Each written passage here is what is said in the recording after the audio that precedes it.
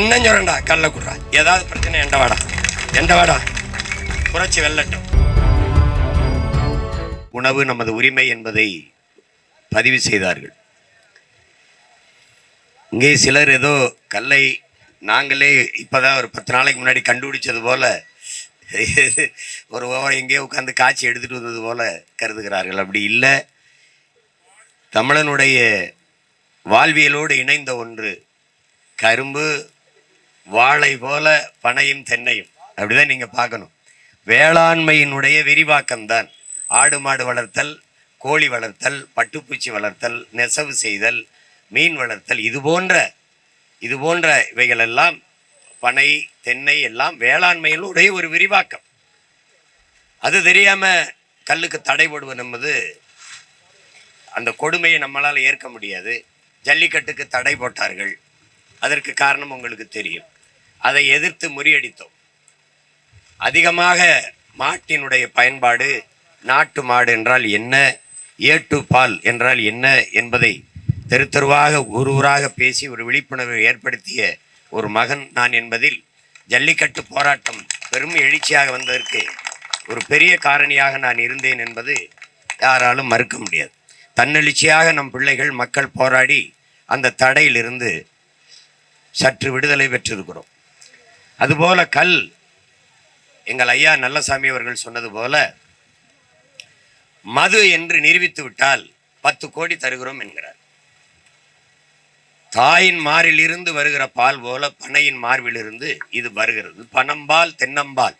நாங்கள் அதிகாரத்துக்கு வரும்போது வந்த உடனே கல் என்றதை நீக்கிவிட்டு பனம்பால், தென்னம்பால், ஈச்சம்பால், மூலிகை சாறு என்றுதான் கடைகளை திறப்போம். சீமை சரக்குகளை தடை செய்வோம். இந்த மாதிரி தெருவுக்கு 2 கடைகளை இருக்கிறதை மூடுவோம். உயர் ரக விடுதிகள், 5 நட்சத்திர விடுதிகள், சுற்றுலா தலங்கள், கடற்கரையில் இருக்கிற தங்கும் விடுதிகள், அதுக்கு வேணால் அனுமதி கொடுத்து வெளிநாட்டு பயணிகள் வந்தால் அவர்களுக்கு வேணால் அந்த வாய்ப்பை கொடுப்போம். நம்ம பிள்ளைகளுக்கு இப்படி தெருவுக்கு 2 படிப்பகம் இருக்க வேண்டிய இடங்களில் எல்லாம் தெருவுக்கு 2 குடிப்பகங்களை திறந்து வைத்திருக்கிறார்கள். கல்லை விஷம் என்கிறார்கள். அப்போது நமக்கு ஒரு கேள்வி தோன்றுகிறது. டாஸ்மாக் கடையில் விற்கிற பீர், பிராண்டி, விஸ்கி எல்லாம் மிளகு ரசமா என்ற கேள்வியை கேட்க நமக்கு தோன்றுகிறது. கல் நஞ்சு என்றால், கல் மது தடை செய்ய வேண்டும் என்றால், நீங்கள் அரசு நடத்துகிற டாஸ்மாக் கடையில் விற்கிற பீர், பிராண்டி, விஸ்கி, ரம்மு, ஜின்னெல்லாம் கோயிலில் கொடுக்கிற தீர்த்தமா, புனித நீரா என்ற கேள்வியை நாம் எழுப்ப வேண்டியிருக்கிறது. இந்தியாவில் எல்லா மாநிலங்களும் கல் இறக்க தடை இல்லாத போது என் நிலத்தில் மட்டும் ஏன் தடை? இந்த கேள்வியை எழுப்பாதவன் எப்படி மானமுள்ள மனிதனாக, அதுவும் தன்மானமிக்க தமிழனாக இருக்க முடியும்? புதுச்சேரியில் இருக்கு, கேரளாவில் இருக்கு, ஆந்திராவில் இருக்கு, கர்நாடகாவில் இருக்கு, எல்லா மாநிலங்களையும் இருக்கும்போது என் நிலத்தில் ஏன் தடை? ஒரே காரணம்தான், என் உடன் பிறந்தார்களே. எந்த மாநில முதல்வருக்கும் சாராய ஆலைகள் கிடையாது. தமிழ்நாட்டை ஆண்டவர்கள், ஆண்டு கொண்டு இருப்பவர்களுக்கு சாராய ஆலைகள் கணக்கில்லாது. டாஸ்மாக் கடைகளில் விற்கிற சரக்கு இவர்கள் காய்ச்சுகிற சரக்கு. உலகத்தில் உற்பத்தி செய்வனும் விற்பவனும் ஒரே ஆளாக இருந்ததில்லை. தமிழ்நாட்டில் மட்டும்தான் சாராயத்தை காய்ச்சுவனும் விற்பவனும் ஒரே ஆளாக இருக்கிறான். இங்கே இருக்கிற சிக்கல் அதுதான். கல்லை திறந்து விட்டால் எவ்வளவு பெரிய குடிகாரனாக இருந்தாலும், எவ்வளவு குடிக்கிறவனாக இருந்தாலும் 2 லிட்டர் 3 லிட்டர் முடிஞ்சிடும்.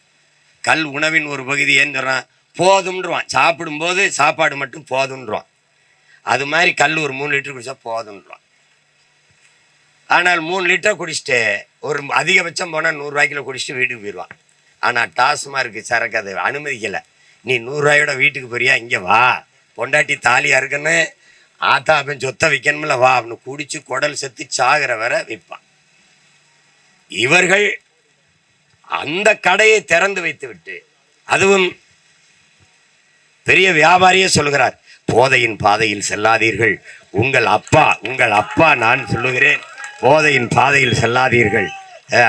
அது நான் உங்களுக்கு சொல்லுகிறேன். ஏன் உங்கள் உடலை கெடுத்துக் கொள்கிறீர்கள்? அது கடை வைக்கிறது, அது நான் தான். எங்கள் ஊரில் ஒரு பெரிய ஒரு தாத்தா தெருவில் நாங்கள்லாம் சின்ன பிள்ளையா விளையாடி இருக்கும்போது, பாடாவதி பல்லுப்பொடி யாரும் வாங்காதீர்கள், பாடாவது பள்ளிப்பொடி யாரும் வாங்காதீர்கள், சாப்பிட்டு 4 நாள் ஆச்சுன்னு பாரு. நாங்கள் எங்கள் அம்மா பாவம்மா தாத்தா சாப்பிட்டு 4 நாள் ஆச்சுங்கிறாருன்ட்டு அவர் சொன்ன பாடாவதி பல்பொடியை வாங்குவோம். அது மாதிரி நம்ம அப்பா, யாரும் குடிக்காதீர்கள், யாரும் குடிக்காதீர்கள், உங்களை நம்பிதான் திறந்து வச்சிருக்கேன், 50,000 கோடி அதுல இருந்தா வரணும். இது இது இது ஒரு கூத்து, இது ஒரு கொடுமை. அதான் இது. அந்த நிலைமையை மாற்றணும். கலிகட்கு நீட்டத்தம் கையால் கலிகள் கலிகள் விதிர்த்திட்ட வெங்கல் துளி கலந்து ஓங்கு எழில் யானை மிதிப்ப சேராகுமேன்னு சங்க இலக்கியத்தில் பாட்டுருக்கு. அதுக்கு என்ன பொருள்? கல்லை குடிக்கும்போது சிந்துற கல் நுரை அதெல்லாம் தெருவெங்கு நிறைஞ்சு கிடக்கும்போது அதில் மிதிச்சு போன யானை நடந்து போகும்போது அந்த கல்லோட சேர்ந்த மனம் வீசுதுறாங்கிறான் சங்க இலக்கியத்தில். இங்கே பல பேர் நாங்கள் கண்டுபிடிச்ச மாதிரியே பேசிக்கிட்டு இருக்கான். அதே அதிகமான அவையும் கல்லுண்டு கொண்டு பேசி கொண்டு இருந்தாங்கிறான். இது என் வாழ்வியலோட கலந்த உணவு. எந்த கொம்பாதி கொம்பனுக்கு விட்டு கொடுக்க முடியாது. எந்த கொம்பாதி கொம்பனுக்கு விட்டு கொடுக்க முடியாது. தேவையில்லாத வேலைய பனையர் கல்லறக்கிறவனை கைது செய்தவார் 6 மாசம்தான். ஒரு நாள் இந்த அதிகாரம் எனக்கு சிக்கும், வச்சு செஞ்சு விட்டுருவேன், பூராத்தையும் வச்சு செஞ்சு விட்டுருவேன். ஆமா, தேவையில்லாது வந்து அவனை வந்து தொடக்கூடாது. நீ இந்த சேட்டையெல்லாம் செய்யக்கூடாது. பூரா இது விவசாயம். பனை தென்னை என்பது விவசாயம். 50-60 ஆண்டு கால பனையை 50 ரூபாய்க்கு விற்கிற அவலம்.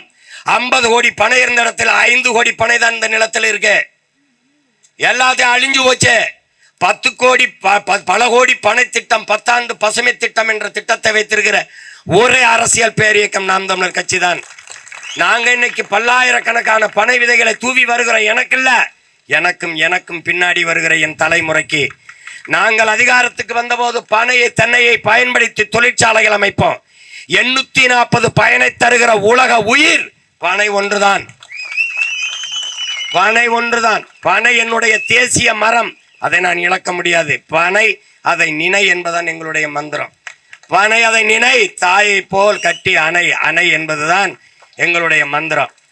இதை வந்து கல்லுன்னு மது இதெல்லாம் சொல்லிவிடாது. இங்கே சில மேதைகள் என் தம்பிலாம் ஜரம் பாருங்க, பனையிலிருந்து பனஞ்சாறு வரும், அதில் ஏதாவது கலந்தாத்தாங்கல்லாகும்.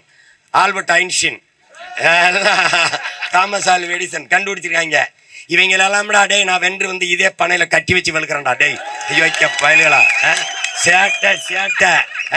ஒருத்தன் வாத்தியார், ஒருத்தன் பேராசிரியர், ஒருத்தன் முதலமைச்சர். பனி இனிக்குதா சக்கரக்கொடிகளா டேய். நாட்டை இவங்க கிட்ட கொடுத்தா விளங்குமாடா டேய், விளங்குமா? எதற்காக இந்த வேலையை நான் செஞ்சேன்? நான் இதில் ஏறத்தான் தயாராக இருந்தேன். என் தம்பியை வேணாம் இந்த படிக்கட்டு எல்லாருமே அதில் தான் ஏறோம் வான்ட்டான். நான் வரும்போது இது தேவைப்படாது, விசை ஏணி வச்சிருக்கேன், தட்டினா கரன்னு கொண்டு போய் விட்டுரும். இப்போ எல்லாம் இந்த இது மாதிரி பொக்லின் மாதிரி அப்படியே நகர்த்தி கொண்டு வச்சு ஏறி சீவிட்டு இறங்க வேண்டியதான். ஏன்னா இது ஒரு குறிப்பிட்ட சமூகம் செய்கிற வேலை இல்லை. உழைக்கும் மக்கள், ஏழை எளிய மக்கள் செய்கிற எல்லாருடைய வேலை. இந்தவர் ஆதியில் வேட்டையாடினேன், காடுகளில் வேட்டையாடி விலங்குகளை தின்னேன். அப்போது நான் வேடுவன், வேட்டக்காரன், வேடன். குன்றில் வாழ்ந்ததால் உச்சரிப்பு குன்றி குன்றி குன்றி குறவனான நம்ம எல்லாரும் குறப்பைய மக்கதாங்கிறத மறந்துடாத. ஆதி தாய்க்குடி குறவன். அடுத்து கீழே வந்தேன், வேட்டையாடி உண்ட விலங்கை ஏன் நான் வளர்த்து உண்ணக்கூடாதுன்னு முடிவெடுத்தேன். காடு சார்ந்த இடமும் அங்கே முல்லைப்பூ இருந்தது சின்னதா, அதனால நிலத்துக்கு பேர் என் பின்னாடி வந்து என் முன்னவன் முல்லைன்னு வச்சான். மலையில் வாழும்போது குறிஞ்சி மலர் வளர்ந்ததுனால குறிஞ்சின்னு அந்த நிலத்துக்கு பேர் வச்சான் இலக்கியத்தில். அன்னைக்கு அங்கே வாழ்ந்தவனுக்கு தெரியாது. அந்த நிலத்தில் வாழ்ந்த தலைவன் தான் என்னுடைய தலைவன், என்னுடைய இறைவன் முருகன். குறிஞ்சி நிலத்திலே குன்றில் வாழ்ந்தவன். குன்றதால் அவன் குன்றவன், குன்றிருக்கும் இடமெல்லாம் குடிகொண்டவன். அவன் மலைகளில் ஏறி ஏறி ஏறி ஏறி முகிழ்க்கும் தசையிடை அரும்புவதே அழகுங்கிறான். இப்போ நாங்கள்லாம் ஜிம்முக்கு போய் என் பாட்டை அங்கேயும் ஏறி முறுக்கேறி நின்னான். அதனால முருகன் முருகன் முருகன் முருகன் முருகன் முருகன் ஆயிடுச்சு. முருகன் என்றாலே அழகு. அதனால கொஞ்சிக்கணும். கீழே இறங்கி வந்து ஆடு மாடுகளை மேய்க்க ஆரம்பித்தேன். அங்கேயே 1-2 கண்டுபிடிச்சு உலகத்துக்கு சொன்னவன் நான் தான். சந்தேகம் இருக்கா? என்னுடைய மூதாதை வள்ளுவ பெருமகனார் என் நண்ப ஏன எழுத்தன்ப இவ்விரண்டும் கண்ணன்ப வாழும் உயிருக்கு என்று எழுதுகிறானே ஒழிய எழுத்தன்ப என்னன்ப இல்லை. முதல்ல எழுத்து வர்றதுக்கு முன்னாடி என்ன கண்டுபிடிச்சவன் இந்த கூட்டம் தான். அந்த நிலத்தில் வாழ்ந்தவன், ஆடு மாடுகளை மேய்த்தவன் ஆயன் கோன். அந்த நிலத்தில் தான் தலைவன் தலைவி உருவானால். அந்த தலைவன் கையிலே ஒரு கோலை கொடுத்தான். அவன் கோன், அவன் அரசன். அது தெரியாம நாங்க இன்னும் யாதவன் போட்டுக்கிட்டு இருக்கோம். கோனார் நான் அரசன் நான் கோன், 2வது தாய்க்குடி. கீழே இறங்கினேன், நிலமும் இந்த வயல் சார்ந்த இடமும். அங்க வந்த மருத மரம் அதிகமா இருந்தது, அதனால அந்த நிலத்துக்கு பேர் மருதத்திணைன்னு வச்சான். அங்கதான் வேளாண்மை செய்து வாழ தொடங்கணும். இதனால உனக்கு விளங்க, நாங்க ஒன்றும் புதுசா இல்லை. அன்றிலிருந்து இது என்னோட இணைந்து இருக்குது. இந்த பனை, இந்த ஆடு மாடு வளர்த்தல், வேளாண்மை செய்தல் எல்லாம் ஏதோ புதுசா நான் செய்யறேன்னு. திராவிடன் இந்த திருடை இருக்கிற வர கல் மதுவாக தான் இருக்கும். டாஸ்மார்க்கு சரக்கு விற்பனைக்கு இருக்கத்தான் செய்யும். இதை ஒழிக்கணும். வேற வழி இல்லை. ஜல்லிக்கட்டு போராட்டத்தை தடை செஞ்ச மாதிரி, அதை தடை செஞ்சது அதை உடச்சி நொறுக்கின மாதிரி இதை நொறுக்கணுன்ட்டு என் ஊரில் கல் இருக்குன்னு சொந்தக்காரன் புறம் பிடிச்சிட்டு போயிட்டான். போலீஸ் ஸ்டேஷனே இருக்காதுன்ட்டேன், தகர்த்தெறிஞ்சிடும் பார்த்துக்கிட்டேன். வேற ஏதாவது வேலை செய்ய. இப்போ ஒவ்வொன்றா செய்கிறேன். இந்த வாரம் ஒன்று செய்கிறேன். இன்னைக்கு கல் இறக்கியிருக்கேன். நேற்று இந்த தைப்பூசத்துக்கு நீ வந்து எங்கள் திருமுருக பெருமானுக்கு தமிழில் குடமுழுக்கு செய்யின்னு செய்ய மாட்டான். சேகர்பாவுக்கு என் தாய்மொழியில் சொல்லணும்னு என்ன வேத்தி கிடக்கு? அவனுக்கு என்ன நேர்த்தி கிட? அவர் தாய்மொழி அது இல்லை. அப்போ நான் என்ன பண்ணுவேன்? நீ அங்கே குடமுழுக்கு நடத்து, நான் இங்கே பக்கத்தில் நடத்துகிறேன். அதே என் முருகனை வச்சு, அதே 76 குடத்தை வச்சு, என்னுடைய ஓதுவார்களை வச்சு, என் தாய் தமிழ்ல என் பாட்டனுக்கு, என் முருக பெருமானுக்கு நான் மந்திரம் சொல்லி ஓதுறேன். அந்த முருகன் தன்மானமிக்க தமிழ் மகனா என் தாத்த என் பாட்டன் பேரனோட நிக்கிறா, ஊரானோட நிக்கிறானான்னு பாத்துருவோம். எவனோட என் பாட்டை நிக்கிறான்னு பாத்துருவோம். வா அன்னைக்கு பாத்துருவோம். அது மாதிரி அடுத்தது, ஆடு மாடுகள் மேய தடை போடுறான். கால்நடைகளுக்கு மேய்ச்சல் இடம் கிடையாது. மலையை வெட்டி என் தாயின் மாறை அறுத்து விற்கிற அந்த அயோக்கிய குவாரிங்கிற பேர்ல என்னோட ஆடு மாடுகள் அந்த மலை அடிவாரத்தில் மேய தடை போடுறான். வனச்சட்டம்னு, பாதுகாப்பு சட்டம்னு போட்டு என்னுடைய சொந்தங்கள் ஆடு மாடை மேய்க்க போகும்போது அவமானப்படுத்தி திருப்பி விரட்டுறான், வழக்க போடுறான். அப்ப என்ன பண்றது? நான் ஆடு மாடுகளின் மாநாடு போடுறேன் இந்த ஜூலை 10ஆம் தேதி. ஆடு மாடுகளின் மனச்சான்று உரையை உங்கள் மகன் பேசுறேன். அதுல அவன் சரியா வரல, நானே 2000-3000 ஆடு மாடுகளை திரட்டிட்டு வாங்கருவாளோட, இப்ப பாலையருவாளோட, அப்புறம் வாங்கருவாளோட மேய்க்க போவேன். எவன் குறுக்க வருவான்னு பார்ப்போம். ஏய், எத்தனை விதமான சிலம்பு இருக்கோ அத்தனை விதமான சிலம்பையும் கத்த வேணாம். குறுக்க வேணாது வந்தான்னு வச்சு குறுக்கு ஒடிஞ்சு போயிடும். பார்த்து பண்ணிக்கணும். அங்க ஆடு மாடுகளை மேய்க்கிறேன். அதுக்கப்புறம் என்ன பண்றேன்? ஒவ்வொன்றா செய்கிறேன். ஒன்றும் இந்த இருக்குன்னு எனக்கு ஒன்றும் வேற வேலை இல்லை. யாரோ சொன்னார் அது வழக்குன்னு. எனக்கு தேர்தல்லாம் 6வது 7வது கடமை தான். முதல்ல இதுதான். உலகத்திலே எனக்கு மகிழ்ச்சியானது எதுன்னு கேளு, சிறையில் இருக்கிறது தான். ஏன்னா எவனும் எனக்கு அழைக்க மாட்டான், செய்தி போட மாட்டான். அண்ணே என்னை கிள்ளிட்டான், அண்ணே என்னை நோண்டிட்டான். வரல 24 மணி நேரமும் புத்தகமும் நானும் இருப்பேன். பக்கத்தில் ஒரு ஏடு இருக்கு, ஒரு பேனா இருக்கு. நான் பாட்டுக்கு எழுதுவேன். மண்டை நிறைய சேர்த்துக்கிட்டு இங்கே வந்து பூராப்பையிலும் கொண்டு எடுத்துக்குவேன். இப்பவே கேட்குற கேள்விக்கு பதில் இல்லை. அந்த காவலர் கெஞ்சுவார், ஐயா ஐயா ஐயா ஐயா ஐயா நீங்கள் கொஞ்சம் தூங்கிட்டியா, காலையில் எழுந்திரிச்சு படிக்கலாம் இல்லைங்க ஐயா ஏயா அப்படின்னு. காலையிலையும் படிக்கணும், இப்பவும் படிக்கணும். உங்களுக்கு தூக்கம் வருதுன்னா அப்படி ஓரமாக அங்கே போய் இருந்து தூங்குங்க. ஒரே ஒரு காவலரை எனக்கு போடுவான். அவரையும் மேலே அன்பு, அவருக்கு வேறு ஆள் இல்லைல்ல. ஐயா ஐயா நீங்கள் கொஞ்சம் சாப்பிட்டு படிக்கலாம் இல்லைங்கய்யா. என்னை பெற்ற தாய் கூட இப்படிலாம் கருணையா பார்த்துருக்காங்க. ரொம்ப அன்பா, ஐயா ஐயா ஐயா சாப்பிட்டு படிங்கய்யா, ஐயா நல்லா இருப்பீங்க ஐயா அப்படியெல்லாம் பாசம் காட்டுவாங்க. அதனால எதுக்கும் பயப்படுற ஆள் நம்ம இல்லை. அடுத்து ஒவ்வொரு போராட்டமாக செய்கிறேன், ஒன்றா. இடியே விழுந்தாலும் நகர்றதல்ல, ஒன்றும் இல்லை.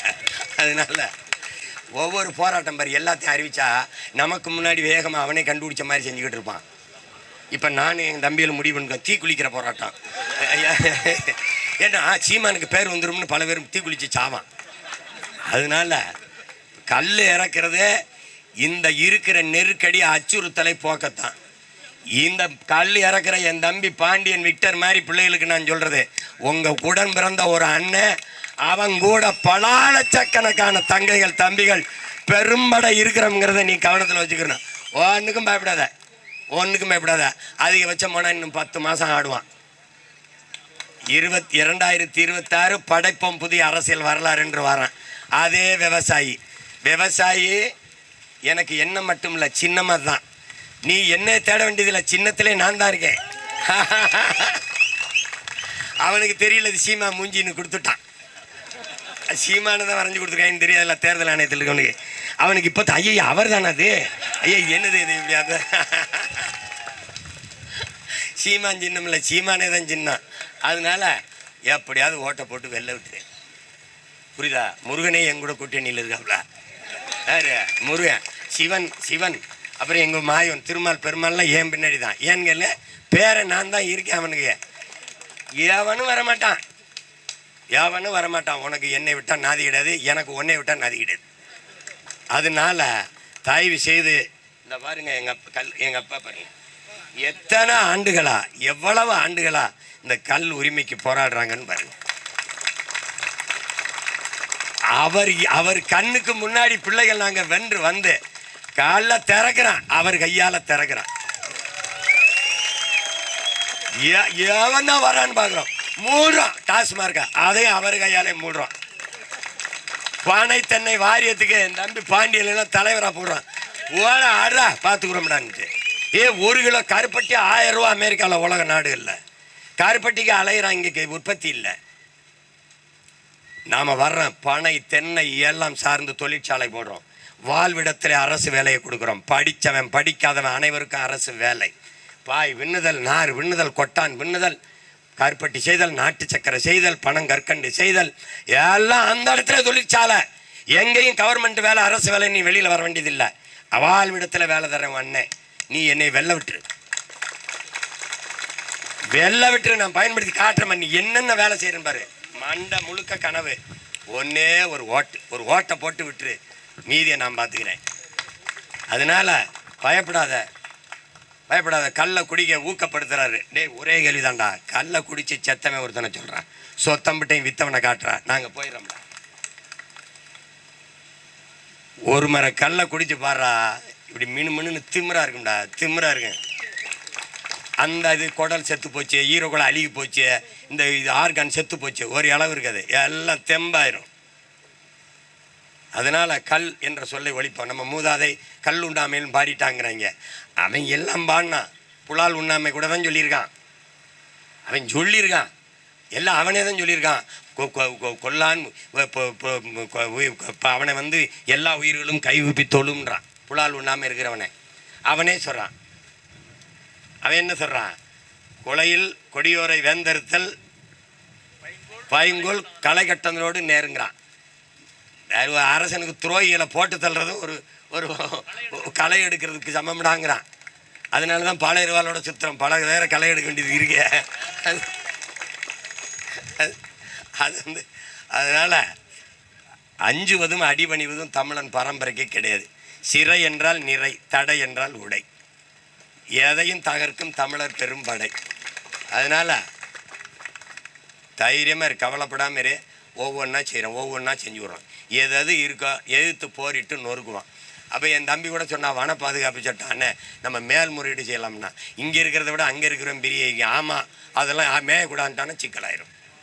நீதிமன்றம் சொல்லிச்சு. எந்த மன்றம் சொல்கிறது நான் கேட்க தயாரில்லை. எங்கள் மக்கள் மன்றம் சொல்கிறதா எங்களுக்கு முக்கியம். நீதிபதி சொல்லிட்டாருங்கிறான். 815 டாஸ்மாக் கடையில் திறக்கலாம்னு நீதிபதி சொல்கிறாரு. ஏற்கிறியா எதிர்க்கிறியா?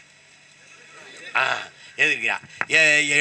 8 சக்கர வாகனத்தில் 700 லாரியில் கன்னியாகுமரியிலேருந்து மலையை வெட்டி எடுத்துகிட்டு போகலாம் கேரளாவுக்குன்னு நீதிபதி தீர்ப்பு சொல்கிறாப்புல.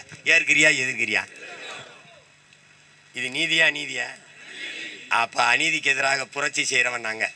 அநீதியை அச்சங்கொள்ளாமல் துணிந்து எதிர்த்து போராடுகிறவன் எவனோ அவனே உண்மையான ஜிஹாத். நபிகள் நாயகம் ஸல்லல்லாஹு அலைஹி வஸல்லம் அவர்கள் நமக்கு சொல்லியிருக்கார்கள், அநீதியை கண்டு அச்சங்கொள்ளாமல் துணிந்து எதிர்த்து போராடின ஒரு போராளி நம்மிடத்தில் இருந்தான். புரட்சியாளர் பழனி பாபா. அவனுடைய பிள்ளைகள் நாம் துணிந்து அநீதியை எதிர்த்து போராடுவோம். அநீதியை கண்டு எதிர்க்க துணிவில்லாதவன் தொடர்ந்து சகித்துக் கொள்கிறான். தொடர்ந்து சகித்துக் கொள்கிறவன் அடிமையாகிறான். நாம் அடிமையாக தயாராக இல்லை. அடிமை வாழ்வினும் உரிமை சாவு மேலானது நம் முன்னவர்கள் வைத்த முழக்கம். கிளர்ந்து எழுவோம். நம் உரிமை கல், நம் உரிமை கல், நம் உணவு விரும்பி உண்போம். எதை பற்றியும் கவலைப்படாத. அண்ணன் சொல்றா, கல்ல குடுறா, ஏதாவது பிரச்சனை எண்ட வாடா புரட்சி வெல்லட்டும்.